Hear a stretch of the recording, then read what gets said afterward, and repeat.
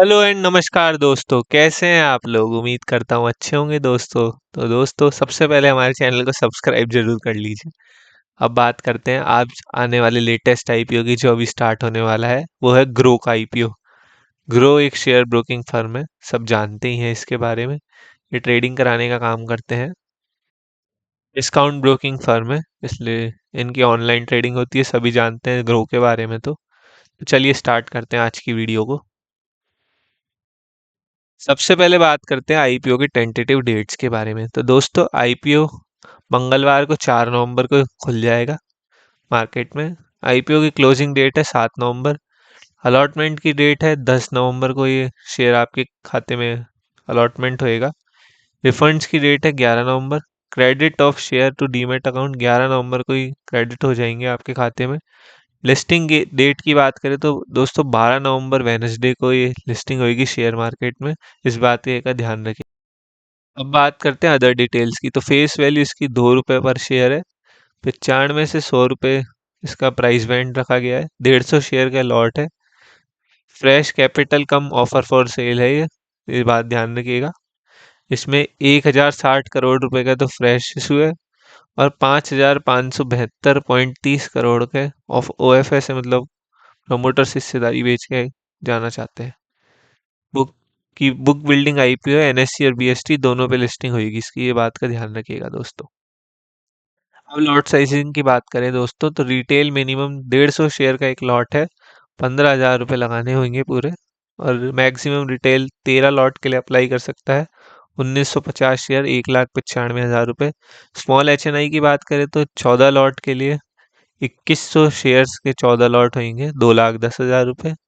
और big HNI की बात करें तो 67 लॉट, 10,050 शेयर्स, 10,05,000 रुपये। दोस्तों, ज़्यादा चांसेस अलॉटमेंट के रिटेल और बिग एचएनआई के अंदर ही होते हैं, इस बात का जरूर ध्यान रखिएगा। प्रमोटर्स की बात कर ले तो ललित खेसरे, हर्ष जैन, ईशान बंसल और नीरज सिंह, ये प्रमोटर्स है कंपनी के। ये भी ध्यान रखने वाली बात है, प्रमोटर होल्डिंग इशू से पहले 28% है। अब बात करते हैं रिजर्वेशन की दोस्तों।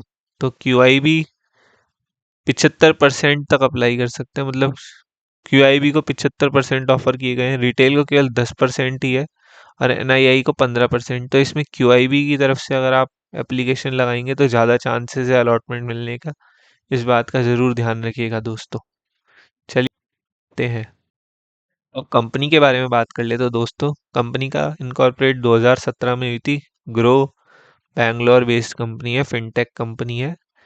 ये कंपनी की मैं आपको बता दूं शुरुआत किस तरह से हुई थी।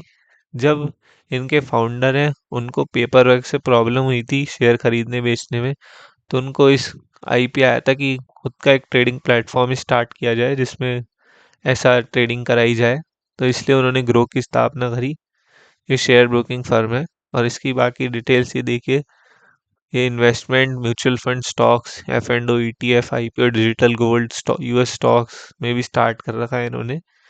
अब बिजनेस मॉडल ग्रोइंग है, कस्टमर बेस है अच्छा खासा।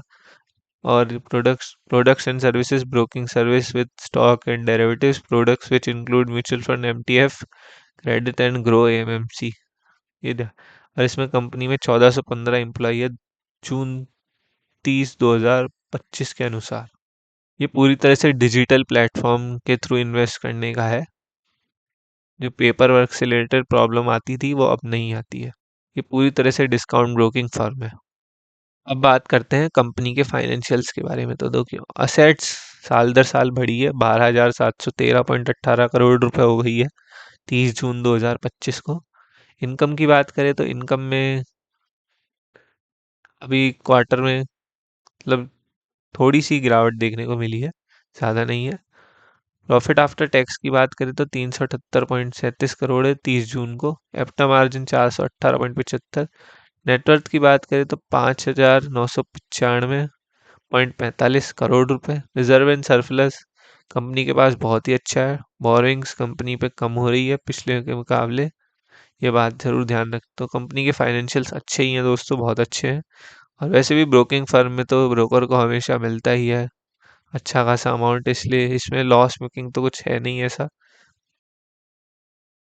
अब बात करते हैं अब बात करते हैं रेशियोज के बारे में। तो रिटर्न ऑफ नेटवर्थ है 37.57%, PAT margin 44.92%, EBITDA margin 59.11, price to book value है कंपनी की 11.76, मार्केट कैपिटलाइजेशन है 61,735 करोड़ रुपए और 97 का।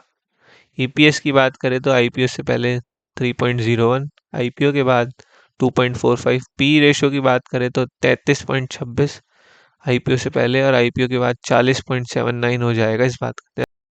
दोस्तों एक बात और बता दूं, हमारा किसी शेयर और किसी स्टॉक में कोई बाय सेल का रिकमेंडेशन नहीं है। अपने फाइनेंशियल एडवाइजर से सलाह मशवरा कर कर ही निवेश करें, इस बात का जरूर ध्यान रखिएगा दोस्तों।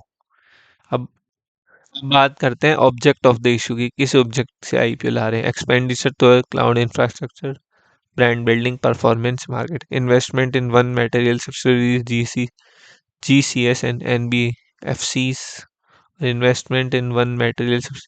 दोस्तों पूरी तरह से ये कॉरपोरेट पर्पस और इन्वेस्टमेंट से रिलेटेड ऑब्जेक्ट के लिए आईपीओ ला रहे हैं ये लोग, तो ये तो एक सही है।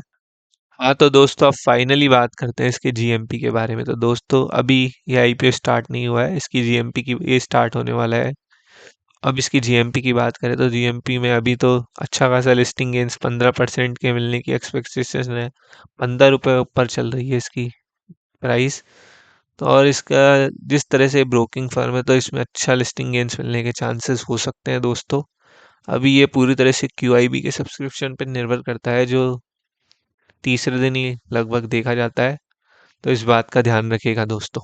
और बाकी हमारे चैनल को प्लीज़ एंड प्लीज़ सब्सक्राइब कीजिए दोस्तों, जिससे हम आपके लिए और अच्छी इस तरह की वीडियोस बना सकें। इस बात का ज़रूर ध्यान रखिएगा दोस्तों। धन्यवाद दोस्तों, बहुत बहुत धन्यवाद।